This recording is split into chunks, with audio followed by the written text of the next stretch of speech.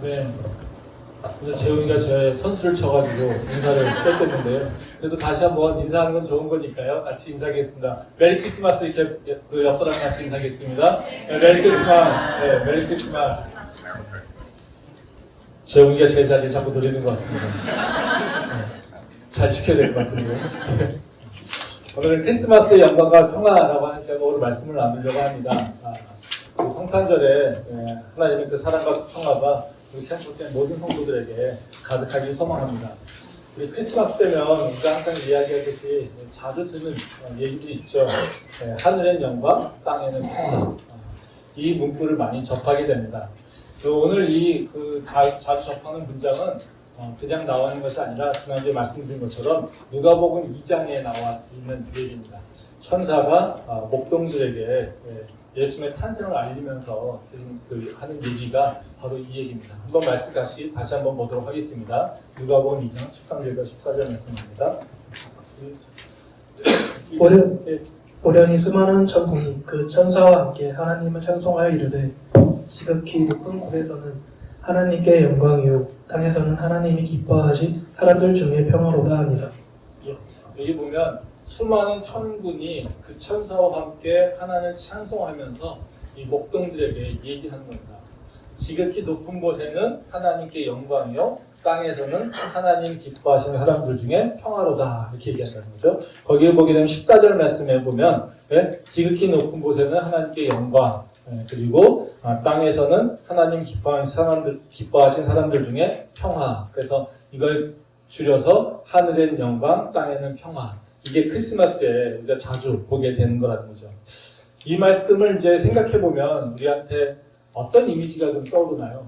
그냥 우리 아무 생각하지 않고요. 하늘엔 영광, 땅에는 평화라고 하는 이 말을 들으면 마음속에 어떤 생각이 드세요? 뭔가 이렇게 영광은 잘 느껴지지 않죠? 네. 근데 평화라는 말 속에 우리가 이렇게 마음이 좀 쏠리지 않습니까? 뭔가 좀 이렇게 따뜻하고 되게 고즈넉하면서 또 되게 안정되고 네. 뭔가 이제 불안과 걱정과 근심이 없는 그런 온화한 느낌의 그 세상들이 보이지 않습니까? 그래서 대부분 약간의 그 조명이 있는 상태에서 눈이 내리고 그렇죠? 그 눈밖을 보면서 나는 지금 따뜻한 그 집에서 우리가 창밖을 보면서 뭔가 따뜻한 차를 먹으면서 보내는 그 시간 이런 시간이 이제 떠오르죠. 영광이라고 하는 걸 생각하면 우리는 생각 어떻습니까? 뭔가 좀 하나님께서 대단하게 큰 일이 일어나는 것 같고 우리가 좀 예상 밖의 일들이 좀 일어나는 것 같고 와 이런 생각이 드는 그런 일들이 일어날 때 우리는 영광 이렇게 생각하잖아요. 그런 일들이 일어날 것 같은.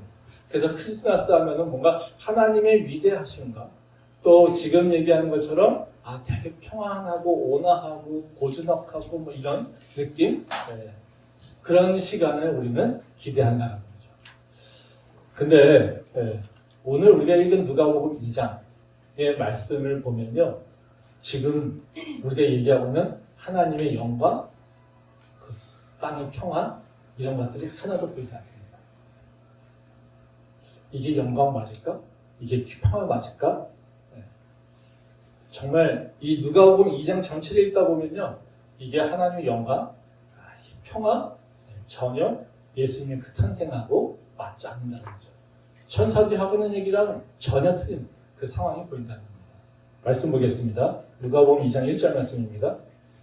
그때 가이사 아구스도가 영을 내려 천하로 다 호적하라 하였으니 2장 6절부터 10절 말씀 같이 보겠습니다.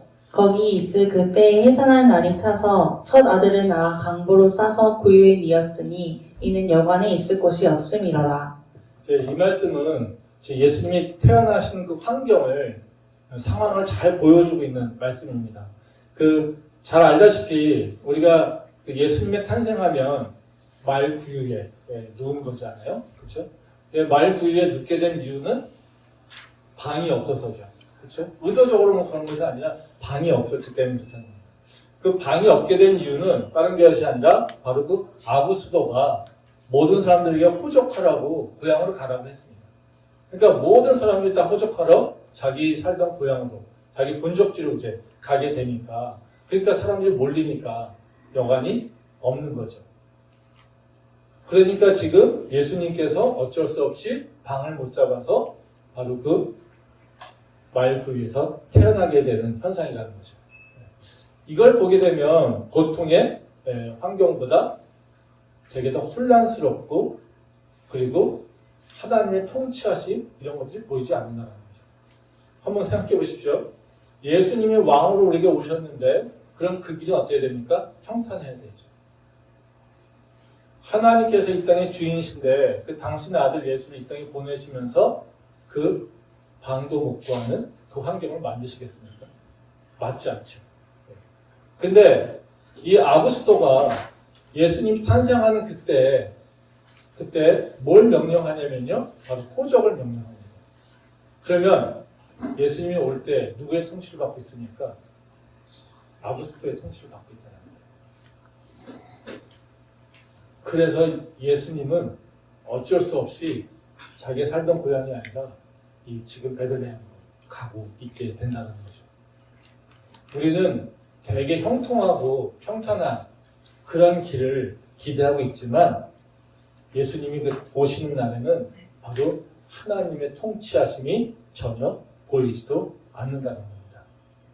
이 인구조사한다라고 하는 것 자체가 되게 쉬운 일은 아니죠. 굉장히 별로 좋지 않은 이미지가 있습니다. 그럼에도 불구하고 이 로마 황제가 이 땅을 다스리고 있기에 바로 모든 사람들을 명령해서 이리로 가라 저리로 가라 명령하고 있는 그 상황을 보여주고 있다는 겁니다. 또 어때요? 이 평화를 한번 생각해 보십시오. 얼마나 지금 혼잡스럽습니까? 이 혼잡은 우리가 경험해서 경험 통해서도 알 수가 있습니다. 우리가 귀향이라고 하는 거, 우리가 이제 명절 때 되면 다 귀성객 이런 거 하잖아요. 그러면 그때를 생각해 보면 이걸 좀 이해할 수 있겠죠. 우리 귀성까지는 아니어도요, 그냥 휴게소 또는 연휴에 우리 휴게소를 고속도로 휴게소를 지나보십시오.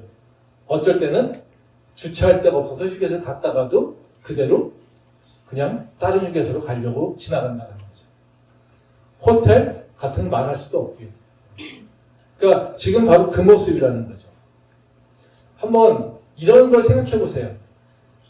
요셉과 마리아는 어떤 생각이었을까? 지금 산달이 가까웠는데 여행을 해야 된다? 이게 끔찍한 일이죠. 그렇죠?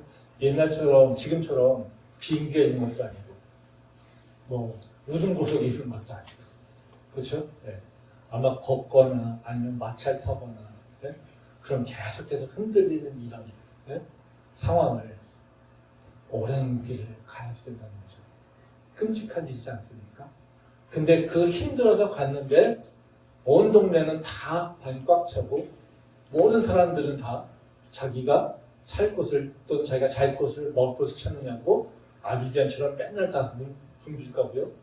아마 식당이든 아니면 여관이든 모두가 다 분주해서 그 마지막 달 산달을 말고 있는 임산부에게 있어서는 굉장히 고통스러운 시간이었을 것 같아요.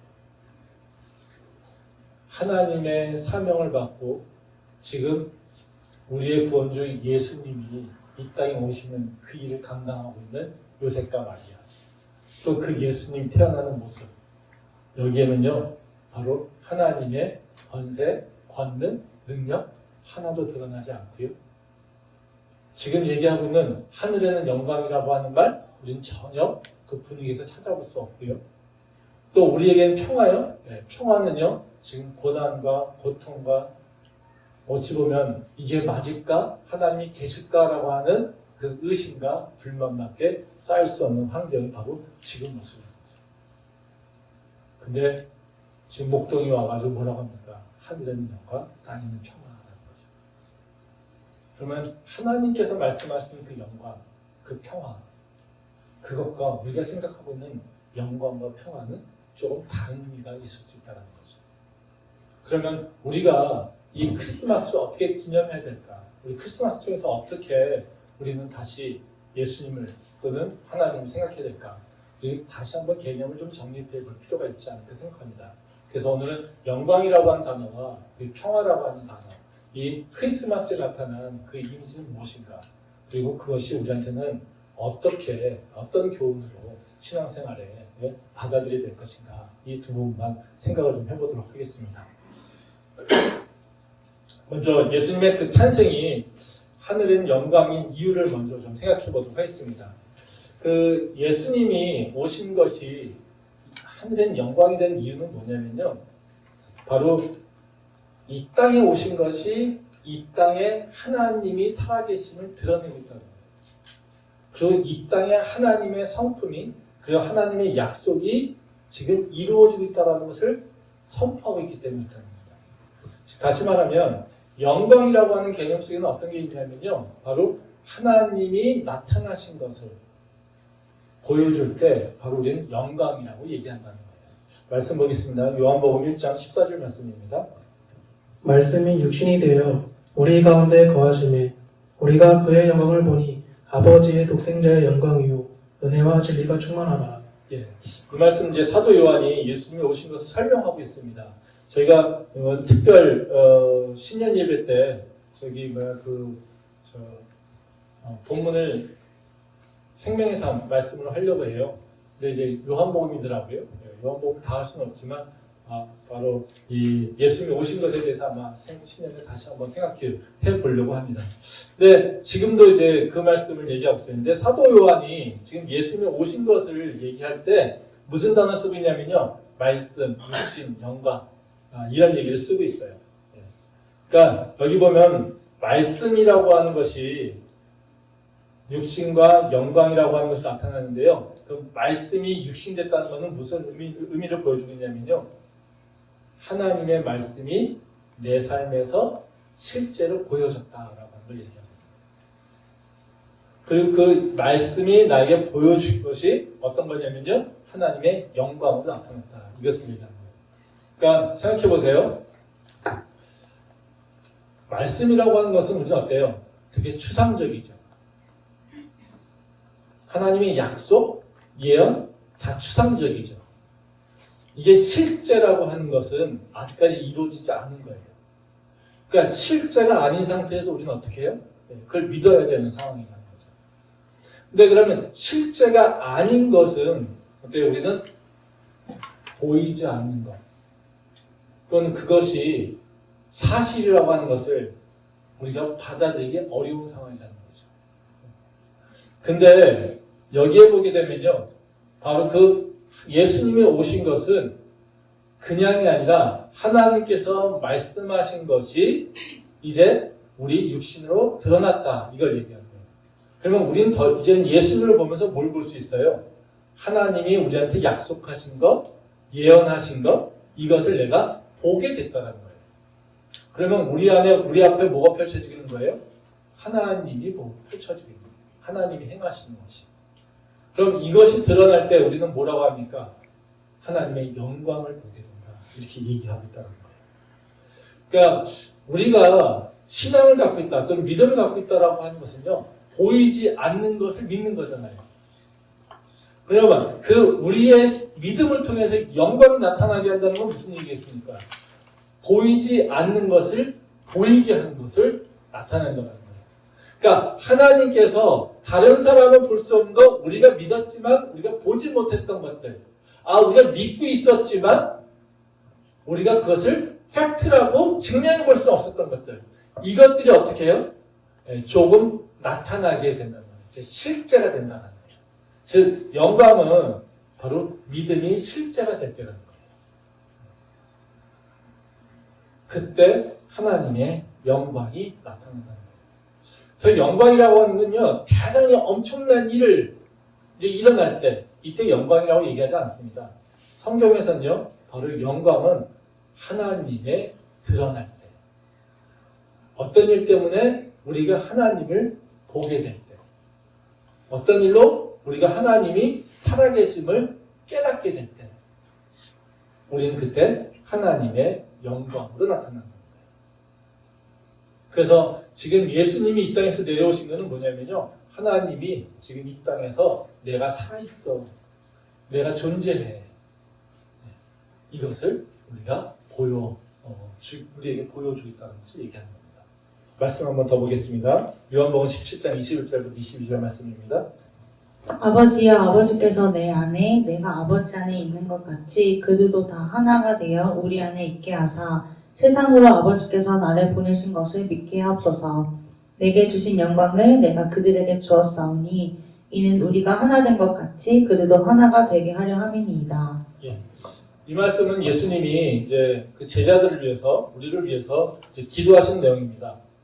그러니까 어찌 보면 우리한테 마지막 제자들한테 예언의 가르침을 하고 있는 말씀이 바로 이 말씀인데요. 그 기도는 되게 간단해요. 그 핵심은 뭡니까? 22절 말씀에 나와 있어요. 그러니까 하나님께서 예수님에게 영광을 주신 것 같이 뭐요? 우리에게도 달라고 얘기합니다. 그래서 예수님이 당신이 나에게 영광을 드러내게, 나를 통해서 영광을 드러낸 것처럼 이제 내가 하나님께 다시 올라가니까 내 제자들에게 통해서 하나님이 영광이 나타나게 해주시옵소서 이렇게 얘기한다는 거예요. 근데 그러면 우리가 하늘에서 내려온 것도 아니잖아요. 그렇죠? 그래서 하나님께서 그러면 우리에게 보여주신 영광이라고 하는 것은 어떤 걸 얘기하냐면요. 여기 보면 그런 얘기합니다. 내게 주신 영광은 뭐라고 하냐면 뒤 20절 뒤에 보면요. 우리가 하나 된 것 같이 그들도 하나 되게 해달라는 거예요. 즉 우리가 하나 된 거라고 하는 건 무슨 얘기냐면요. 성부와 성자와 성령이 하나 된 걸 얘기하고 있어요. 그래서 성자 예수님께서 하나님 당신과 함께 하나됨으로 그리고 내가 하늘에서 하나님과 동등됨을 취하지 않고 하나님 당신의 뜻을 알았기에 내가 이 미천한 이 땅에 인간의 모습으로 내려왔습니다. 그걸 통해서 나를 통해서 하나님의 뜻이 온전히 이루어져서 이 땅에 구원이 선포되게 됐습니다. 이걸 얘기하는 거예요. 그래서 지금 하나님과 예수님이 하나 된 걸 얘기하는 거예요. 그걸 통해서 뭐예요? 하나님의 영광이 드러났다고 얘기하시는 거예요.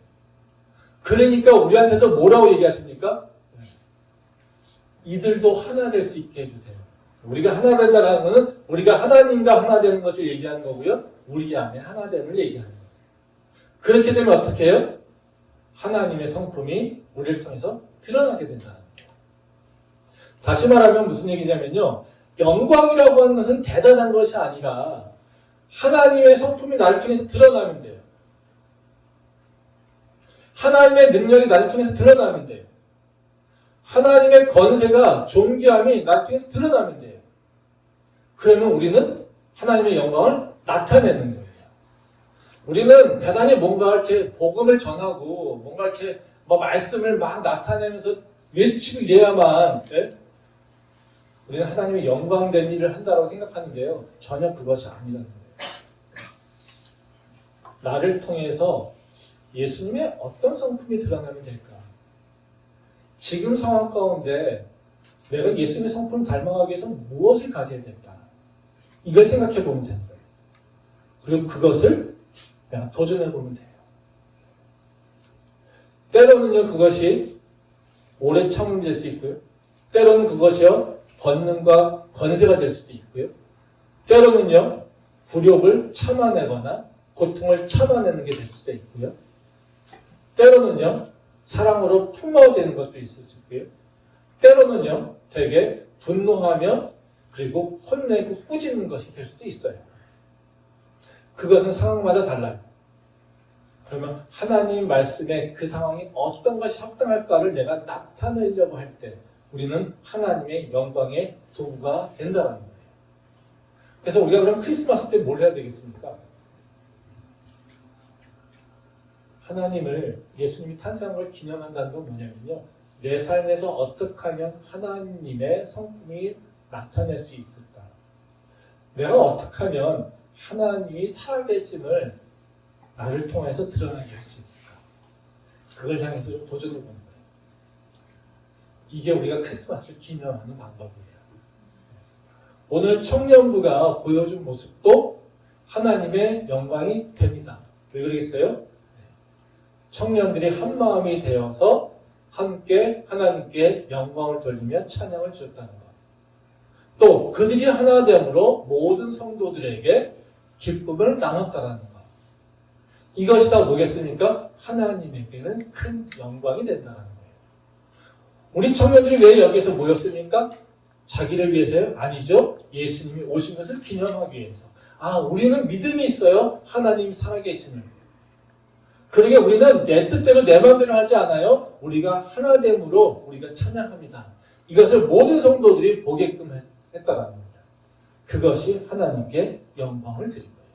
그래서 우리 청년들은 되게 자신감 가져도 돼요. 네, 감사해야 됩니다. 나 오늘 하나님께 영광 올려드렸어. 네. 그거 정말로 네? 자신감 있게 하나님께 감사할 수 있는 일이라는 거죠. 그래서 우리가 작은 일이든지 어떤 일이든지 간에 내 삶 가운데 하나님을 나타내려고 하는 그 모습, 그걸 위해서 고민해서 내 행동을 결정한다. 이것이 진정으로 바로 예수님이 오신 것을 기념하는 그런 일이라는 거죠. 그래서 우리가 그런 일들을 계속해서 다시 한번 새롭게 도전할 수 있기를 소망합니다. 두 번째로 이제 예수님이 오신 것이 우리한테 왜 평화가 될까라는 겁니다.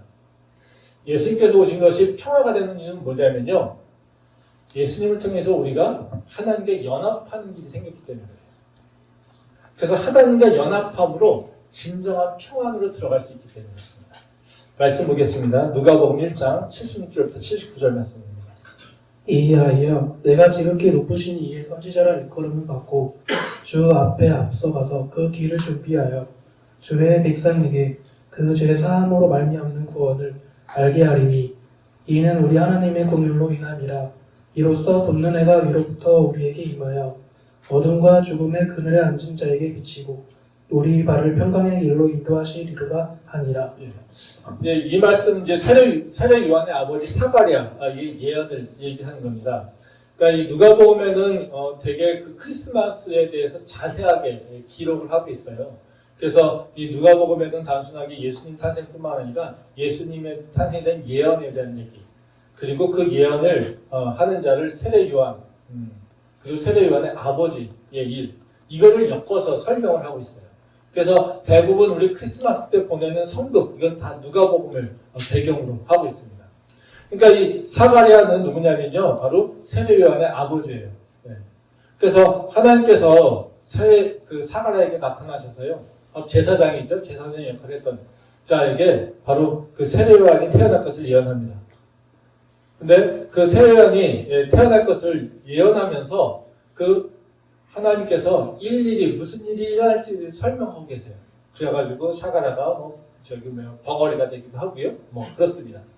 그래서 근데 이때도 지금 저희가 읽은 말씀도 사가랴를 통해서 예수님, 그러니까 그 세례 요한에 대해서 예언하고 있는 거예요. 너의 아들이 무슨 일을 할 거야? 라고 하는 것을 얘기하고 있어요. 여기 보면 그런 얘기 하죠. 선지자, 그 76절에 보면 선지자의 일컬음을 받고 이런 얘기 합니다. 그리고 뒤에 보면 79절에 보면 무슨 얘기 하냐면요. 어둠과 죽음의 그늘에 앉은 자에게 비치고 우리 발을 평화의 길로 인도하시리로다. 이렇게 얘기해요. 그래서 세례 요한이 무슨 일을 하냐면요. 뒤에 우리의 평강을 인도하실 그분에 대해서 예언하게 될 거예요. 그 얘기를 사가랴를 통해서 얘기하고 있어요. 즉 너희 아들은 되게 중요한 일을 할 건데 그 일은 뭐냐면 너희 아들 뒤에 바로 우리에게 평강을 주실 분에 대해서 예언하게 될 거예요. 그래서 그는 어떤 일을 할 거냐면 바로 그 죄가 무엇인지를 깨닫게 할 것이고 그는 어둠 속에 있는 것들을 바로 어둠이 그 모든 걸 해치고 빛을 냈다는 것을 예언하게 될 거예요. 그런 존재가 너희 아들이야. 이렇게 얘기한다는 거죠.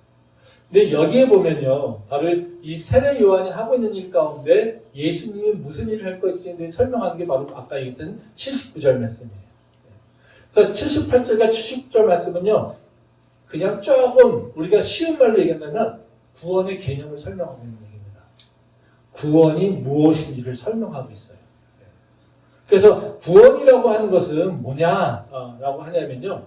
바로 우리를 구원해서 평화로, 즉 우리가 되게 세상 가운데서 혼란스럽고 되게 어렵고 평안하지 못한 삶인데 우리에게 그 평강의 길을 내어주시는 거야. 얘기한다는 거죠. 그래서 우리가 예수님을 믿으면 어떤 마음이 들어요? 의지하게 되면 내 근심과 걱정, 염려들이요 이렇게 줄어들게 돼요. 우리가 믿음이 온전치 않으니까요. 그걸 완전히 떨어내지 못하죠. 근데 어찌 보면 우리가 믿음이 있다고 하면요. 이 근심과 염려의 그 계지가 백이었다가 예수님을 믿게 되고 예수님을 의지하게 되면 어떻습니까? 이 계지가 내려오죠. 이건 믿는 사람들은 다 경험하게 될 거예요. 네? 소망이 없다가 막, 그 소망이 없어서 희망도 없는 그 상태, 이 계지가 예수님을 생각하게 되면 이 계지가 쭉 내려오게 된다. 그래서 우리는 어때요? 세상은 막 혼란스럽고 내 삶의 환경은 되게 복잡한데, 근데 어때요? 그럼에도 불구하고 우리는 평안이 있고 소망을 품을 수 있고 내가 주저하지 않고 주저앉아 있지 않고 그냥 다시 일어날 수 있는 일이 생긴다는 거죠. 그래서 예수님이 우리한테 말씀하신 건 뭐냐면요. 구원하고 평안은 같이 연결되어 있다 이렇게 얘기하고 있어요. 그러면 구원이 왜 우리 평안하고 연결되겠습니까? 바로 그 얘기예요. 79절 말씀에 보면 그런 얘기 하잖아요. 어둠의 자리, 죽음의 자리, 그렇죠? 어둠과 죽음의 그늘에서 앉은 자들, 그 자들이 어떻게 해요? 우리의 말을 평강의 길로 인도하게 된다. 예수님이 오셔서 우리한테 뭘 얘기하고 계세요? 어둠 속에 있는 자들에게 길이 없다고 하는 자에게 빛이 있고 길이 있다고. 그래서 예수님을 오신 것을 표현할 때 항상 뭘 합니까? 별을 얘기하죠. 우리 크리스마스 트리에도 저 끝에 보게 되면 뭐가 있습니까? 맨 꼭대기 별이 있죠. 그러니까 우리가 성탄절에 크리스마스 트리에 항상 저 별을 넣는 이유는 뭐냐면요. 바로 별로 속을 인도하신다는 거예요. 즉 뭐예요? 어둠 속에서 뭘 냅니까? 별은 길을 보여주지요. 그래서 목동들이 어떻게 오니까 저 별을 따라서 오게 되는 거죠. 그 어둠 가운데 희망이 없었는데 그 별을 봤어요. 그 별을 따라서 조금씩 한 걸음 가요. 그럼 어때요? 예수님을 만나게 되는 거예요. 구원을 이루게 되는 거예요. 그럼 예수님을 만나게 되면 뭐가 됩니까? 우리가 이제는 새로운 길 평강의 길로 나가게 된다는 것을 얘기하고 있어요. 그래서 크리스마스에는 우리한테 뭐를 얘기하시냐면요. 그래, 네 삶 힘들어. 알아. 너 아무런 희망 없는 거 알아. 그 너 삶 진짜 칠흑같이 어둡지? 그래, 내가 그거 알고 있어. 그러니까 내가 너에게 왔어. 거예요. 그러니까 너는 딴 거 보지 마. 나를 보면 돼. 이거예요. 그럼 우리가 크리스마스를 기념하는 게 뭐겠습니까? 예수님, 내 인생이요. 정말로 깜깜해요. 어디 갈지 모르겠어요. 근데요, 예수님 내게 오셨잖아요.